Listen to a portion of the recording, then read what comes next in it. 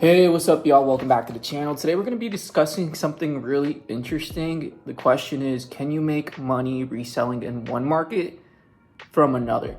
So let's say like you're in the US, right? If you buy shoes from China or Japan or a different country, can you make the margin as soon as the shoe gets to the US? So the reality is that certain shoes, for example, in the United States, sell out, but they don't sell out in other countries, right? So they might be considered like elite in the US, but let's say like in Japan, they don't care about Travis Scott. So those shoes either have a lower resell or don't sell out. So how can you actually make that money on that transaction if you take the shoes from one country and bring them, for example, to the US? The answer is yes.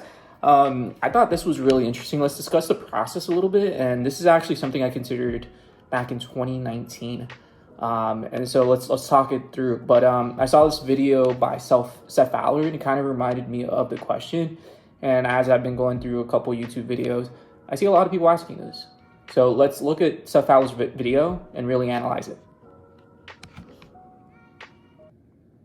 Tokyo has some of the craziest thrift stores I've ever been to. In fact, all right, so let's go through this. So Tokyo, he's in Tokyo. They have thrift stores. The thing about things like thrift stores and discount stores in other countries is they're not looked on as favorable as they are in the United States. In the United States, something's discounted. There's a thrift store. It's cool, right? Or it's like seen as an option. In other countries, it's seen as inferior. It's not something you go do. So those products are seen as like second grade. You know, people don't actually go shop at them. They're looking at an Off-White 5. If I saw that at a thrift store, I'd buy it immediately. Obviously, they're checking to see if it's real. That's, I think, the major question. I found one of my Grail sneakers in Tokyo at 2nd Street. Yo, these are only 29, dude. So that's Diamond Supply, I believe, 29. Ridiculous. That's my size. Oh my gosh. Oh, these, I would want these. I would get these and I'd You got some foam posits. This is a thrift store. rock these. Like, no question. 44 divided times 7. So these are a size 9, which is my size, a pair that I've always wanted. And they're in insane condition, and they're 44.9. What's that, 315? Plus minus $10. Do you think? Okay, so $315. They're going for $600 used on eBay. Go for like 6 on eBay. What? I'm grabbing these. What's happening? No, I'm keeping them. I'm rocking them. I've wanted these for a really long time. The question is, are these legit? Sure. That was absolutely insane. A lot of them come with boxes. Now there's one glitch. We need our passport. We didn't bring our passports, and apparently we need our passports to buy those shoes. Passports, I think that's a tax thing. All right, so I think they don't tax tourists because they're trying to bring tourists to the country. So if you show your passport, you don't get taxed. I think that's what it is. So we're gonna have to go get our passports, 20-minute walk, and then come back before they close. So bags secured. After a couple hours, we finally got them. Once we got the sneakers home, I decided to legit check them to make sure that these foam posits were good before All right, I don't know what legit check that app is, but yeah, let me know if you guys know in the comments. I took them back to the US. We've been legit checking all these shoes. On the bed was a bad idea. I don't know why I thought that was a good idea.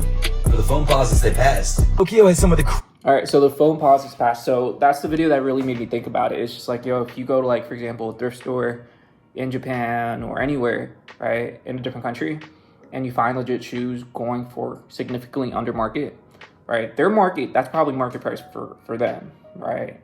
Or maybe they just don't care about reselling, they don't care about shoes. In the US is a different market, right? So that's something you call arbitrage. It's typically like in securities or in finance, but essentially it just means like you're finding a discrepancy in one market and another, right? So you're taking something from one market, you're selling it to another, you're making the difference there, right? And that's the margin. So this is something I actually considered back in 2019, like I mentioned earlier. At the time, I was dating somebody from India. She was like an Indian international student. And what we noticed, just being into sneakers, was that in India, the shoes in the US cost a lot more over there. Because like at the time, Nike, I think, only had like one factory.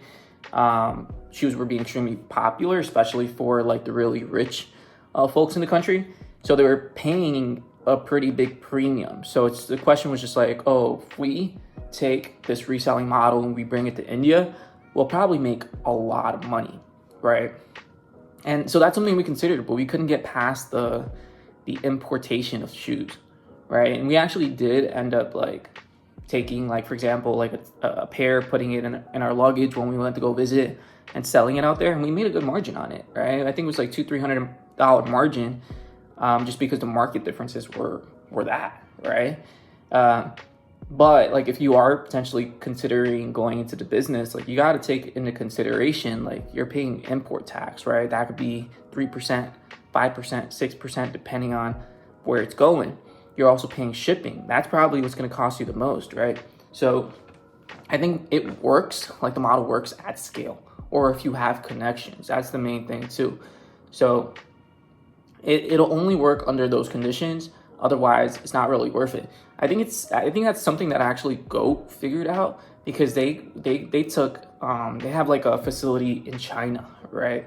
And they're doing volume. Like if you ever get like a Goat shoe, like this happened to me a couple times.